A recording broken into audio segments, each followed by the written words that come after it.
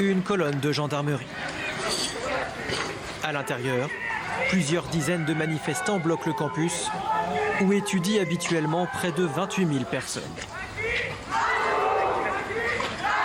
Ils ont été évacués hier soir avant de revenir en début de matinée. Voilà, on bloque pour obtenir en fait de meilleures conditions de vie. Les étudiants sont de plus en plus précaires. 50% des étudiants sont obligés d'avoir un travail en plus de leurs études, ce qui est facteur d'échec. La précarité étudiante, c'est la raison de la tentative de suicide d'un étudiant vendredi dernier dans la même ville. Le jeune homme s'est immolé devant le Crous.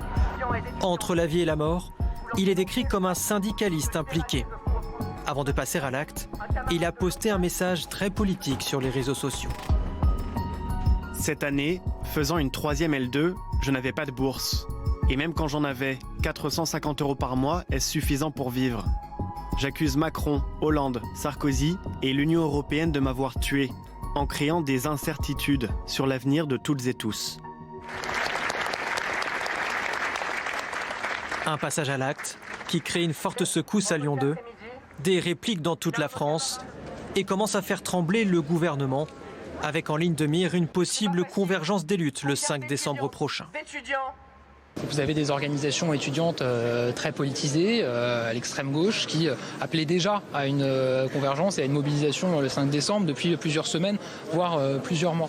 Moi, ma conviction, c'est que les étudiants, dans leur grande majorité, ils attendent qu'on avance. On avance évidemment sur la question de leurs conditions de vie, sur la place de l'enseignement supérieur dans notre pays, et c'est ça qui guide aujourd'hui notre action. Des syndicats reçus par Gabriel Attal pendant 2 jours pour tenter de calmer une colère qui ne fait que monter. Donc on a rappelé au ministre et au cabinet de Madame Vidal qu'il fallait agir plus vite. Et on sera vigilants, en tout cas nous, aux annonces ou pas qui seront faites vendredi. Et on continuera nous à mobiliser des troupes jusqu'à des réponses qui nous conviennent.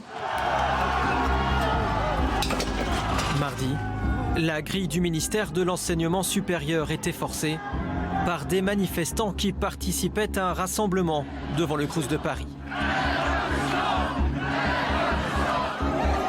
Le même jour, pour dénoncer les conditions de vie des étudiants, quelques dizaines de jeunes ont empêché une conférence tenue par l'ancien président François Hollande.